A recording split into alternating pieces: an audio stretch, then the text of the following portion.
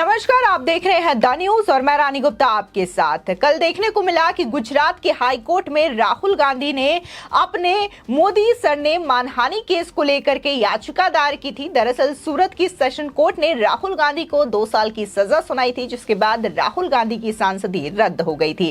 अब इसके खिलाफ राहुल गांधी ने गुजरात हाई कोर्ट का रुख किया है, लेकिन यहां से राहुल गांधी को कड़ी फटकार लगी है और इसी के साथ ही राहुल गांधी की ओर से भी अपनी दलील पेश की जाती है। और राहुल गांधी ये कहते हैं कि मैंने ना तो किसी के साथ मारपीट की है और ना ही किसी का मर्डर किया है, मेरे ऊपर बस एक सिर्फ मानहानि का केस है। ऐसे में इसके लिए इतनी बड़ी सजा, इसे तो माफ भी किया जा सकता है। आपको बताते हैं कि आखिर 29 तारीख को गुजरात हाई कोर्ट में सुनवाई के दौरान क्या दलीलें राहुल गांधी की ओर से पेश की गई, क्या दलीलें पुणेश मोदी की ओर से पेश की गई और आखिर क्यों राहुल गांधी को गुजरात हाई कोर्ट ने कड़ी फटकार लगाई।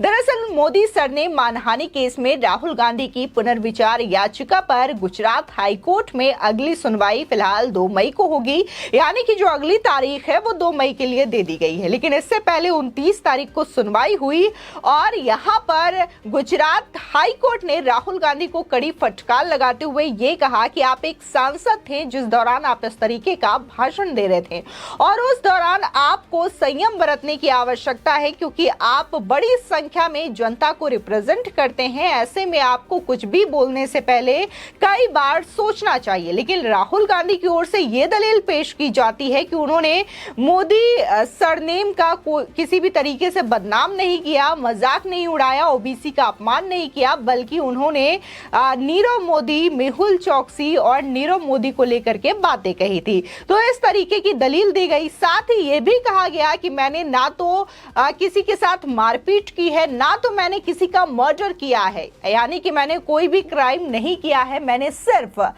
मेरे खिलाफ जो केस है वो मानहानि मामले में दर्ज किया गया है। ऐसे में मुझे माफी दी जा सकती है। आपको बता दें, यहाँ पर जो राहुल गांधी ये कह रहे हैं कि मैंने किसी की हत्या या मारपीट नहीं की है, तो मुझे यहाँ पर माफी दी जा सकती है।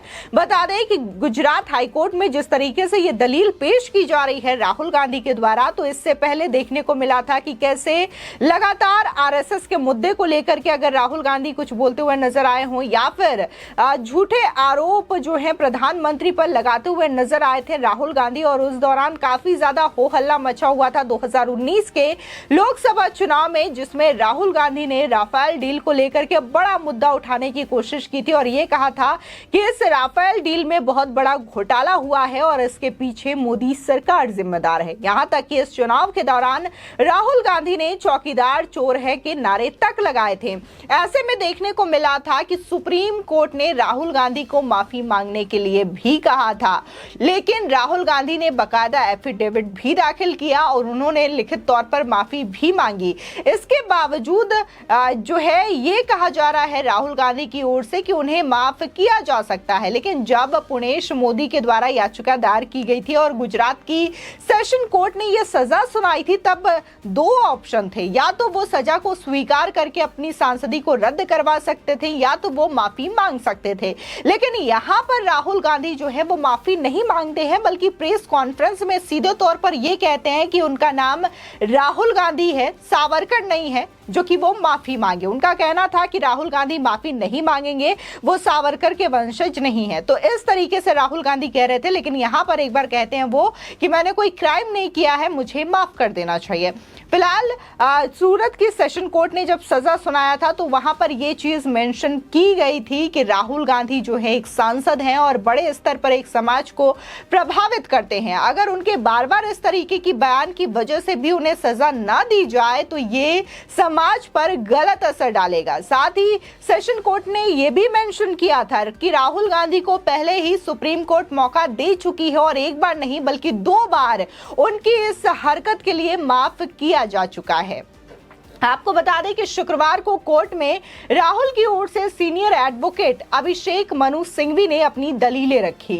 उन्होंने कहा कि राहुल गांधी ने मर्डर नहीं किया है। अगर दोष सिद्धि पर रोक नहीं लगाई गई तो वे 8 साल तक चुनाव नहीं लड़ सकेंगे।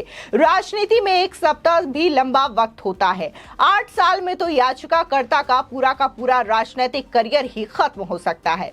बता दें कि सिंघवी की दलीलें पूरी होने के बाद जस्टिस हेमंत प्रच्छक ने यह कहा कहा कि अब शिकायतकर्ता को अपना पक्ष रख लेने दीजिए।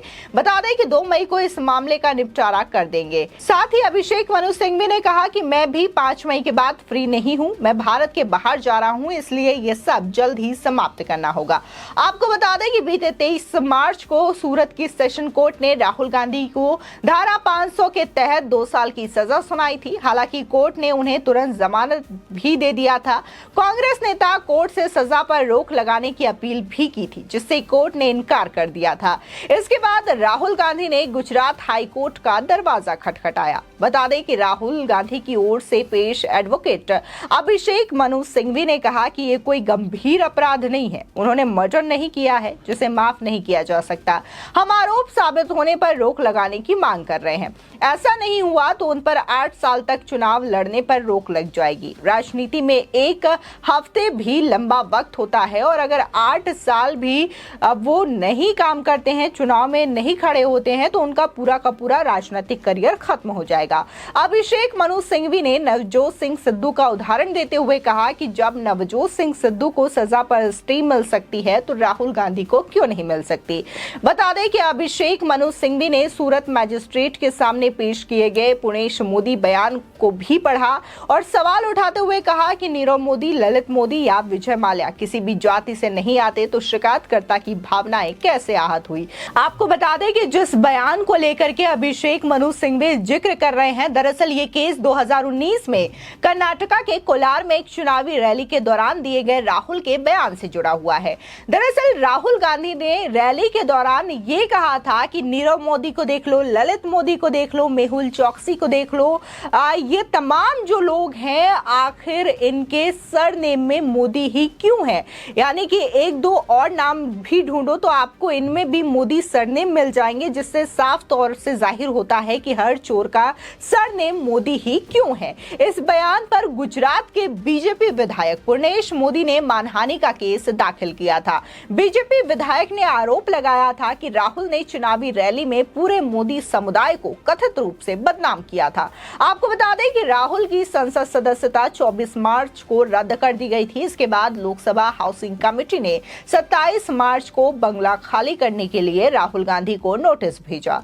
कमेटी ने उन्हें 22 अप्रैल तक 12 तुगलक रोड का सरकारी आवास खाली करने को कहा था। राहुल ने बंगला खाली कर सोनिया गांधी के आवास में रहने का फैसला किया। बता दें कि राहुल गांधी ने शनिवार को ही तुगलक रोड लेन स्थित अपने सरकारी बंगले की चाबी लोकसभा सचिवालय को सौंप दी। आपको बता दें जिस तरीके से गुजरात के हाई कोर्ट में ये सुनवाई हो रही थी, ये दलील पेश की जाती है कि राहुल गांधी ने कोई बहुत बड़ा क्राइम नहीं किया है, इनके ऊपर बस एक मानहानि का केस है। ऐसे में इतनी बड़ी सजा इन्हें क्यों दी जा रही है, इन्हें तो माफ भी किया जा सकता है। लेकिन जब वहीं सूरत की सेशन कोर्ट ने उन्हें ये ऑफर दिया था और ये कहा था कि आप अगर माफी मांग लेते हैं इस मामले में तो आपकी सजा कम हो सकती है और आपको सजा नहीं मिलेगी, लेकिन यहाँ पर राहुल गांधी जो हैं वो ये कहते हुए नजर आए थे कि मैं राहुल गांधी हूँ, सावरकर नहीं, और मैं यहाँ पर माफी नहीं मांगूंगा।